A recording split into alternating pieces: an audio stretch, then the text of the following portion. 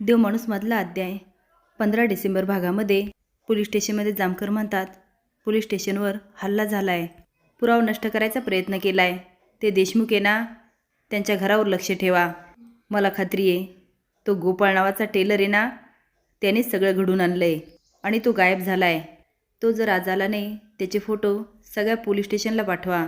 इकडे लालीला गोपाळची खूप काळजी वाटत असते आणि त्याच्या डोक्यामध्ये मी एवढ्या जोऱ्याने का वार केला ह्यामुळे तिला खूप पश्चाताप होतो. ती म्हणते, हे शुद्धीवर आले की नाही ते बघावं लागणार. आले असते तर घरी नक्कीच आले असते. आता रात्री सगळे झोपल्यानंतर लाली घराबाहेर पडते, पण ती कुठल्या वेशात, चला तर बघूया. जामकर काय पिछा सोडत नाही आणि गोपाळा सगळीकडे शोधत असतात. अर्ध्या रात्रीचे चाललेले असतात तेवढे त्यांना एक बाई दिसते. तिने असं काय घोंगटा घेतलेला असतो, ती एखाद्या प्रेताला पाणी पाजायला चाललेली असते. आता जामकरच्या गाडीच्या उजेडात ती दिसते. जामकर सदाला विचारतात, ही कोण आहे आणि एवढ्या रात्री कुठे चालली? सदा म्हणतो, साहेब पण बाई कधी पाणी पाजत नाही.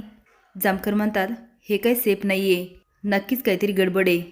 ते आता गाडीतून उतरता उतरता पिस्तूल काढतात आणि लालीचा पाठलाग करायला लागतात. आता लाली घाबरून इकडे तिकडे पळायला लागते. ती पळता पळता आता उसात शिरते आणि म्हणते, ह्या जामकरच्या हाती मी लागले ना, सगळंच संपलं. आता लालीची मात्र चांगली दमछाप होते. इकडे आर्याची मात्र खूप तगमग चालू असते.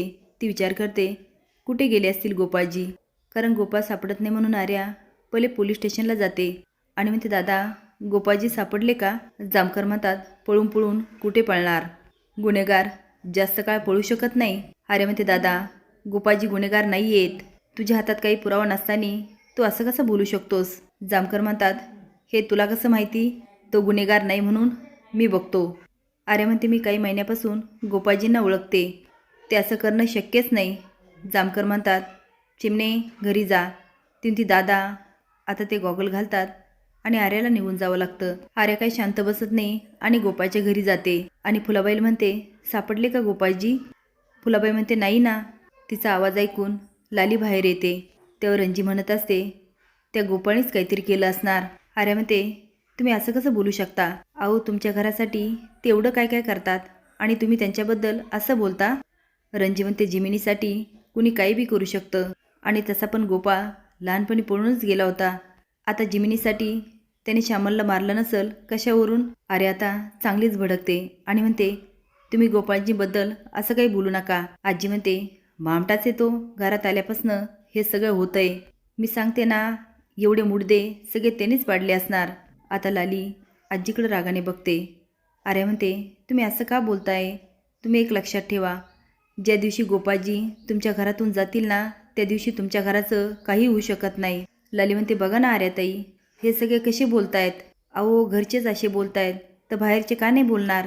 आता आर्या मात्र एवढी काय भडकते की रंजी, आजी, फुलाबाई सगळे शॉकून बघत असतात. लाली मनात म्हणते, माझा नवरा गायब झाला आणि हिला काय एवढं लागतंय? जर हिने माझ्या नवऱ्यावर नजर टाकली तर पहिला काटा हिचाच काढणार.